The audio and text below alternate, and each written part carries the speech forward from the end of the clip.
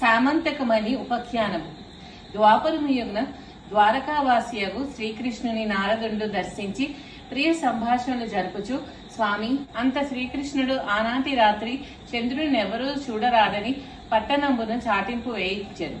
శ్రీకృష్ణుడు క్షీరప్రియుడగుటచే నాటి రాత్రి మింటి వంక చూడకయే గోష్టమునకు పోయి పాలు పిదుకుచు పాలలో చంద్రుని ప్రతిబింబమును చూచి, ఆహా, ఇక నాకెట్టి అపరింద రానున్నదో అని సంశయమున నుండెను.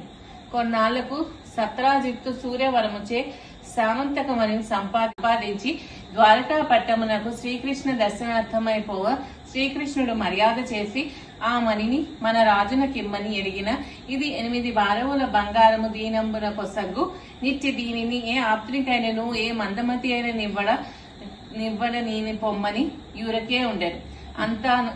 అంతనొకనాడు సత్రాజిత్తు తమ్ముడు ప్రసేనుండ సామంతకమును కంఠమున ధరించి వేటాడ నడివికి జననొక్క సింహమా మణిని మాంసకండమని భ్రమించి వాణిని చంపి ఏ మణిగొని పోవుచుండనొక భల్లుక మా సింహమును తునిమి యా మణిగొను తన కొండ బిలమున తొట్టేలలో బవలించియున్న తన కుమార్తె అగు జాంబవతికి ఆట వస్తువుగా నొసంగెరు. శ్రీకృష్ణుడు దయాళుడై జాంబవంతుని శరీరమంతయు తన హస్తంబుచే నిమిరి, భల్లుకేశ్వర, సామంతకమణి నొసంగము నేనే కదా అని తెల్పనతడు శ్రీకృష్ణునికి మణి సహితముగా తన కుమార్తెయగు జాంబవతిని కానుకగా నొసంగ.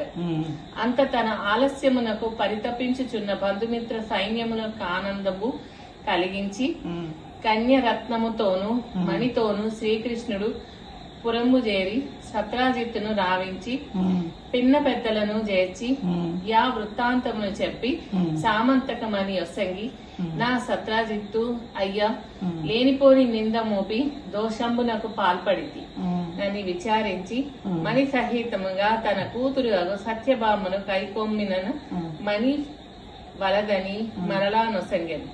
అంత శ్రీకృష్ణుడు శుభముహూర్తమున జాంబవతి సత్యభామలను పరిణయంబడ నచ్చటికి వచ్చిన దేవాదులు మునులు స్తుతించి, మీరు సమర్థులు కనుక నీలాప నిందలను బాపుకొంటిరి, మాకేమి గతి అని ప్రార్థింప శ్రీకృష్ణుడు దయాళుడై భాద్రపద శుద్ధ చతుర్థిన గణపతిని యథావిధిగా పూజించి ఈ సామంతకమణి కథను విని అక్షతలు శిరంబున దాల్చు వారికి ఆనాడు ప్రమాదంబున చంద్రదర్శనములచే వచ్చు నీలాప నిందలను